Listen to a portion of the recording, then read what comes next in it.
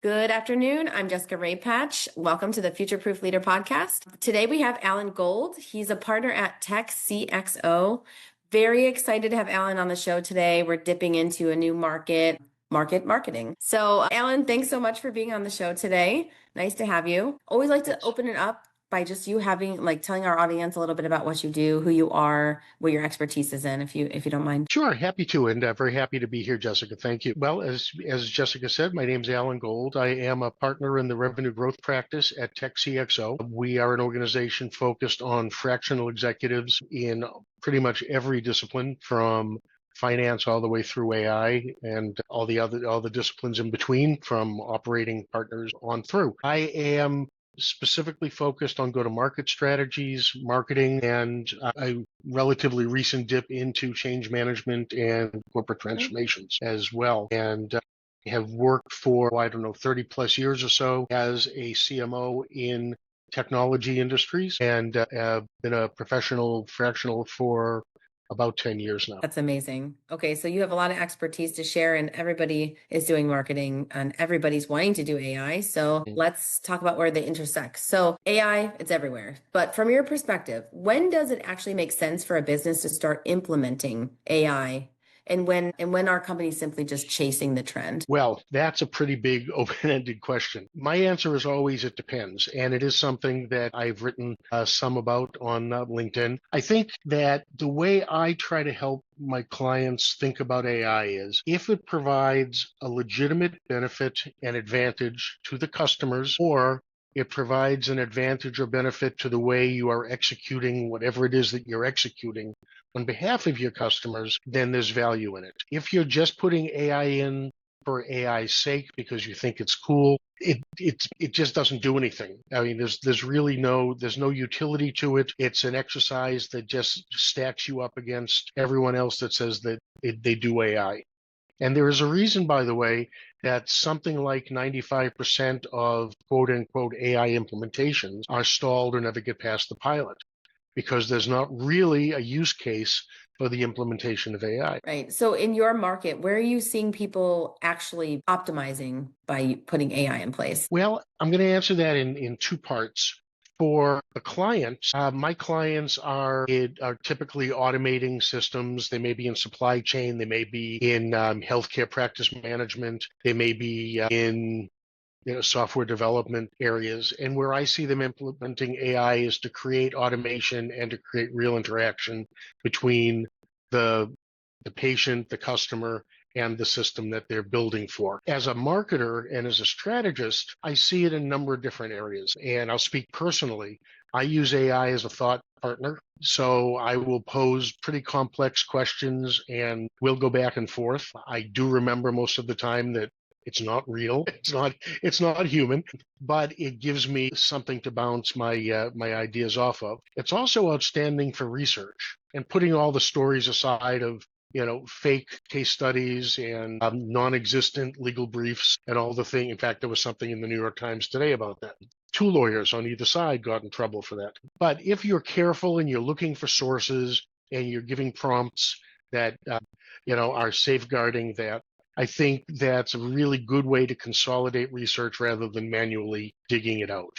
And that can be really helpful. And the third area that I personally use it for is as a chief of staff. I've literally built a chief of staff inside Claude. And because I work with multiple clients, it keeps track of my deliverables. It keeps track of my schedule. It alerts me to overlaps or something that I may have missed.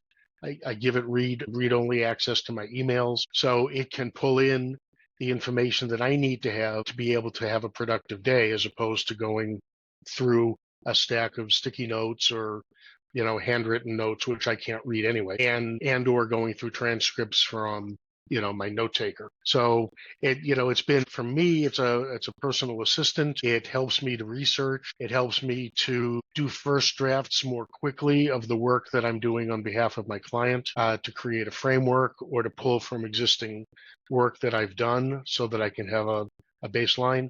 And for my clients, it gives them the opportunity to be more efficient for their clients, for their customers. Yeah, so on our side of the house, we see obviously we do more people. Well, right now people are coming AI lead gen. Yeah. We want to reach out. We don't want to do manual prospecting. Like we need a system to automate that, which is great. I think that's a great replacement for all the hours you spend. Are you still seeing people in your industry spending hours on manually prospecting clients and then following up? Like all that takes hours and hours a week to do, to nurture clients, follow up with clients. What are you seeing on your end? Well, I mean, the short answer is I absolutely see more and more AI being applied. However, right now, at the stage that it's at, marketing agencies notwithstanding, telling you other things, you can usually tell. Let me say it a different way. Most readers can tell if something came from AI. There's a funny little quirk above and beyond syntax and, AI speak, as I call it. And I also have a routine to remove that from AI that I write, which is about 80% effective. But it has this really weird quirk that it changes the font size of the emails that go out. So I pull so many emails a day and I just do a quick scan. And if it's this itty bitty type, I know it's come from AI. Or if it's pulling something that's obviously, I saw this on your LinkedIn profile or as the head of fill in the blank at TechCXO, I know that all it was doing was, automating a scrape sequence. And that's not very effective. So what I advise people to do, I mean, look, automation is awesome and AI is fabulous. And, it's really good at finding, and supporting ABM, account-based marketing. That's the good part of it. But right now, where it is, you still need to have a human and an experienced human to strike the right tone, to not sound like everybody else's emails to the extent that you're even going to get attention anyway, and to generate content. And so, when you think about, I mean, I'll use an example. It's a little bit of a tangent, but next time your watchers go onto LinkedIn, start scanning through posts. And I call it the E.E. Cummings effect, that everybody's writing these one or two, go look it up, everybody. All these one or two lines, minimal capitalization, short, supposedly pithy lines. Then there's one line, then there's three lines, and there's a paragraph. And it's all designed to leverage the latest LinkedIn algorithm and to have you click the more button so that the person who's doing the posting gets more points for having done that. But it's completely undifferentiated. So the downside to using AI for the marketing function, while I agree that it's there, you have to apply intelligence to it. And that's different than applying AI to it. You have to apply an I.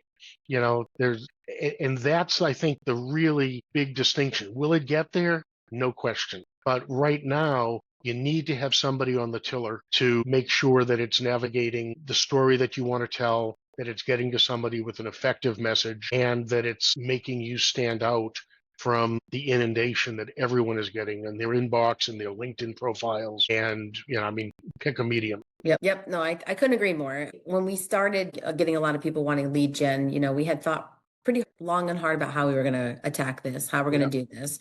And we call it the HIAI method, human intelligence meets AI intelligence. So by trade, I have my degrees are all in writing and editing. And I had somebody tell me, yeah, well, if you want it to be effective, you have to write it like this, like the sentences have to be squished together and blah, blah, blah, to offset people. And I'm like, if I am writing an email, it is going to be professional. It's going to be structured, so the style that goes out, I think really matters. And someone's like, well, your writing's too neat. And then people are going to think it's from AI. I'm like, I don't think so.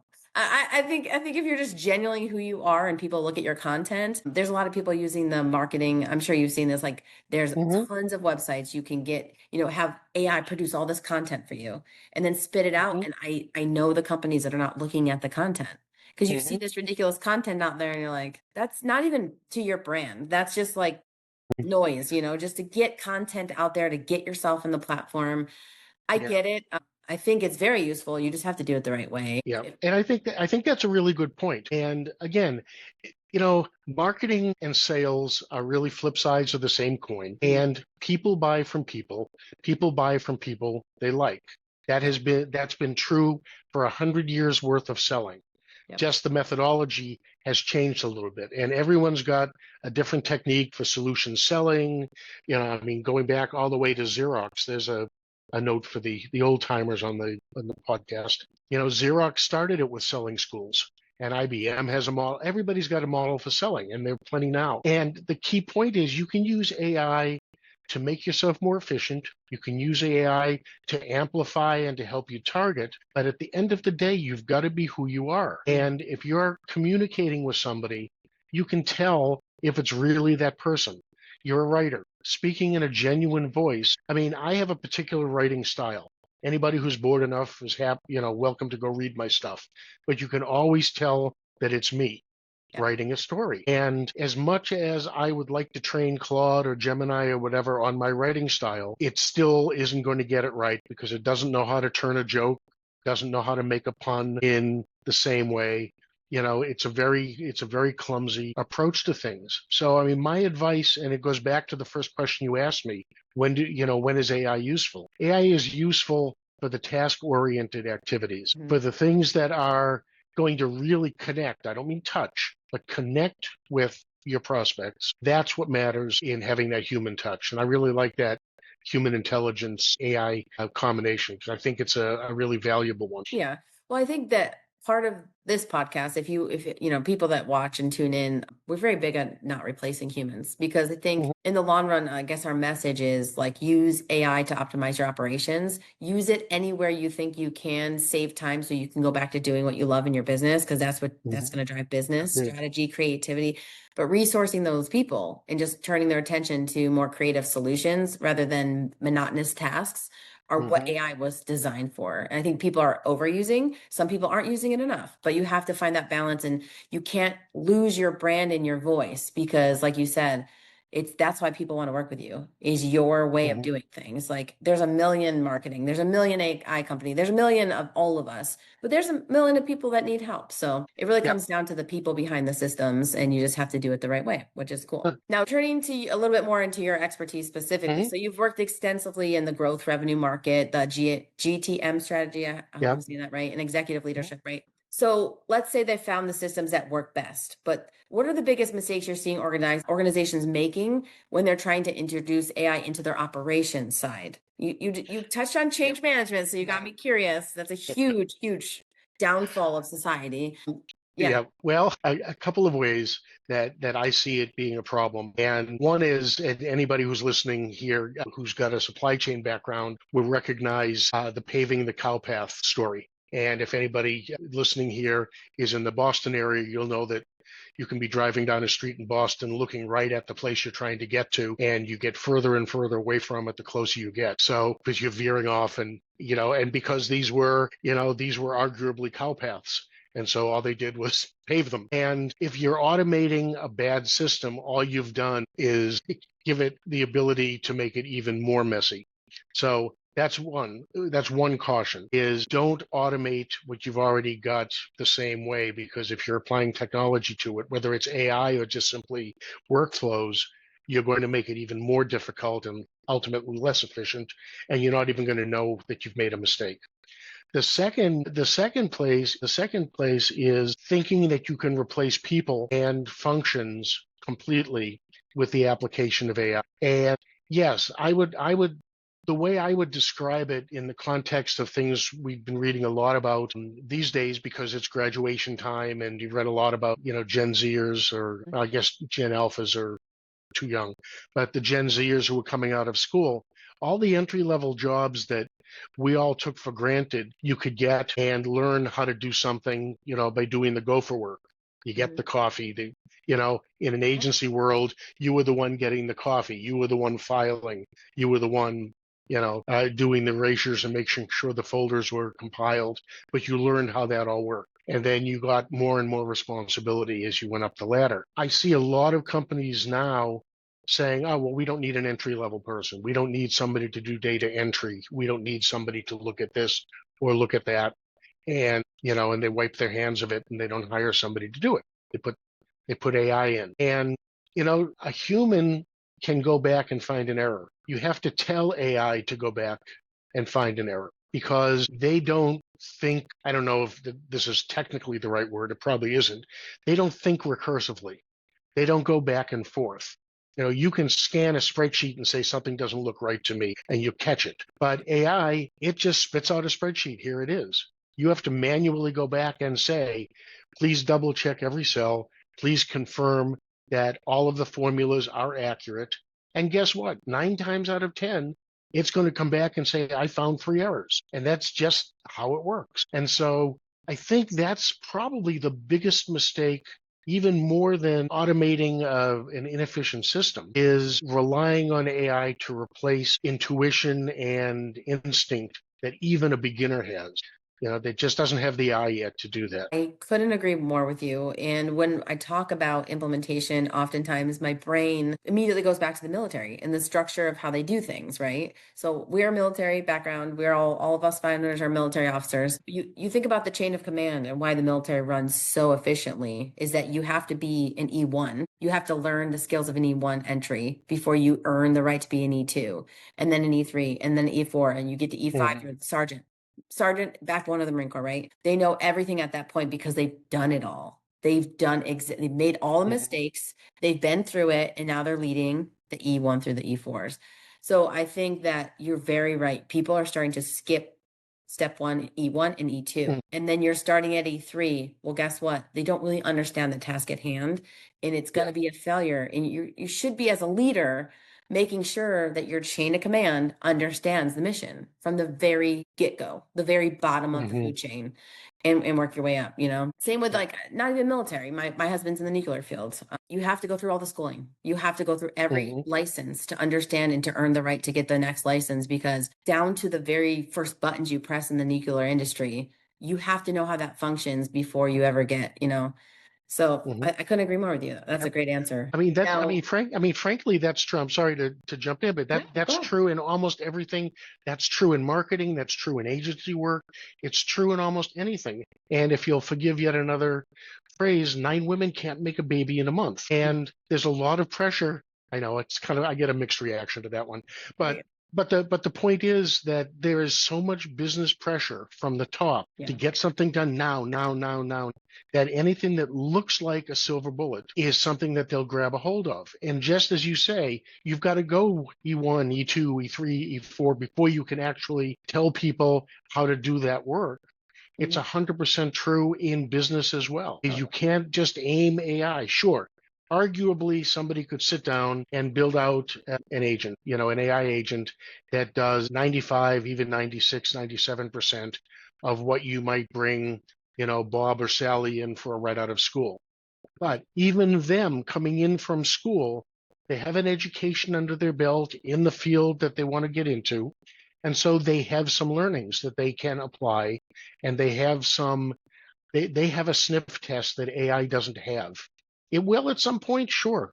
But right now, if Gartner calls it the trough of despair or the trough of disappointment, right? You get the hype curve, everybody's excited, all about it. And then they start trying to implement. As I said at the onset, 95% of implementations are stalled.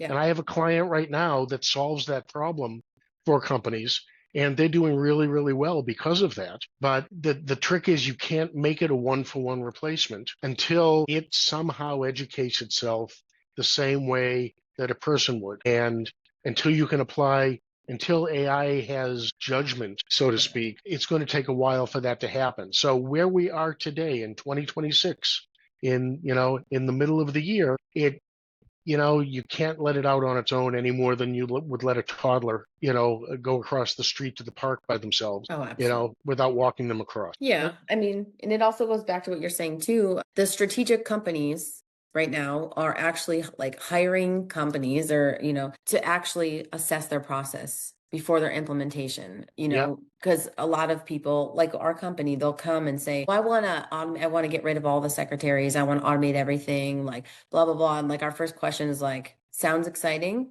Hold on. Let's talk about what your process is. I would say 80% of the time, the process should not be optimized. like you were saying, the process is not the best. It's Hmm. not the most efficient. It's not the most centralized that it could be. And we say that, we'll get there, but what your first goal should always be is we need to do a strategic outlook of what your mission is. And is your process Yeah, that's in place efficient and as centralized as possible? It's almost never. None of us are right. perfect, right? The Of outsider course. view is like, listen, this is where you want to get. You took 7 steps to get there. Let's take 4 to get there.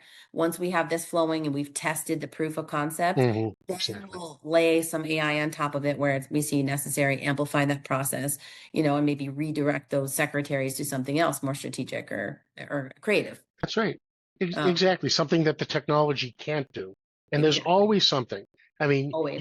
you can't tell me, and maybe this is unfair to people who like admin work, and so I apologize in advance or edit it out completely. Who enjoys sitting at a desk for 8 hours answering the phone and typing the same things that back in the day. I mean, I haven't had an admin, a human being admin, except for a virtual assistant that helps me on projects.